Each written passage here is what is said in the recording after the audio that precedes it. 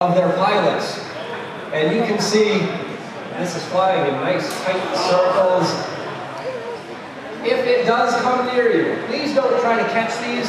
They're made out of very thin balsa sticks and tissue paper. Just put your hands up, it'll bounce off you. Don't try to catch it because the tendency is to try to grab it, and that's where you crush these airplanes.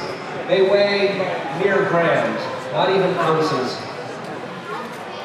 I say they're not under the control of the pilots, which is not 100% accurate, because you can see the planes that we're seeing here today are actually flying in nice circles. That's built into the airplane. The pilots do have control because they're the ones typically who built these airplanes. The model aircraft hobby. We're about to see the opposite end of the spectrum. These stick and tissue rubber band powered airplanes can be purchased and built for just a few dollars. Or if you own plans or have access to plans, which are all over the internet, a couple dollars worth of balsa and tissue, and you can make dozens of airplanes. This is remarkably inexpensive, and I'll tell you, it's a whole lot of fun.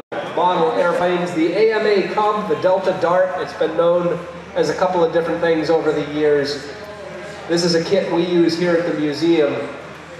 We do model building workshops several times a year, and this is one of our staples. In about 2 hours, we can get a group of 15 or 20 people each to build these airplanes. If you're building on your own, you can really build one in about an hour if you've built one before. Sandy's going to time himself. What's your record with a mini stick, Sandy, for duration? 210 seconds of flight is his. Best here so far today is 135 seconds. Now it got stuck up on the light bar earlier today. It was just kind of hanging off the track lighting. They sent one of the helicopters up, it just hovered over the mini stick, and it started flying when it dislodged itself. This is one of the most graceful aspects of modeling that I've ever seen.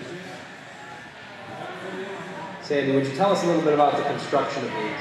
The wingspan is 7 inches. The overall length is limited to 10 inches. The tail can't be any bigger than half the surface area of the wing.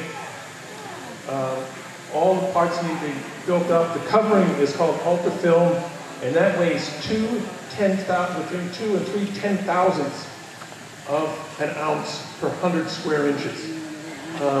It's put on basically flat. I build it on glass and then put the covering on it, having sprayed some 3M spray in the air kind of over top of everything. So it just kind of drifts down to hold it in place. And I use a soldering iron, a 15-watt soldering iron, to melt the covering around the outside edges of it to seal it to the wood. How many winds? There's about 600 winds. He has a winder mounted to the table over here. You might have seen him cranking away. And there's a counter on. He doesn't sit there and count 1, 2, 3, 4. It's a geared winder. And he can actually tell exactly how many winds. 130 seconds of flight with this little. Now, our perception, it was enough to make it fly the way he wanted. And these fly. Ooh, look at it, there it goes.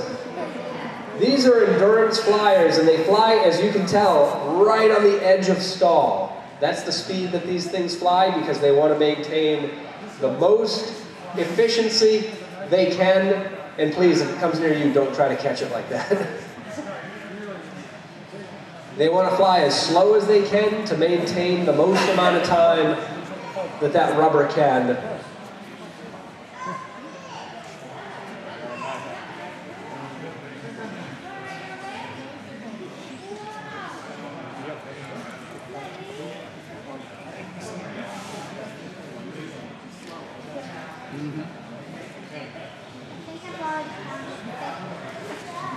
This airplane is called a no-touch airplane, and the idea of it was that it could fly up just to below the ceiling height, and the record for this airplane is 15 minutes in a 28-foot high ceiling, which is really incredible to me.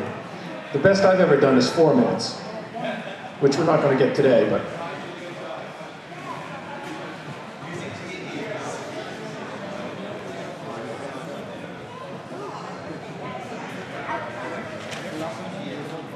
I think anything after the first 3 minutes is just extraneous, really.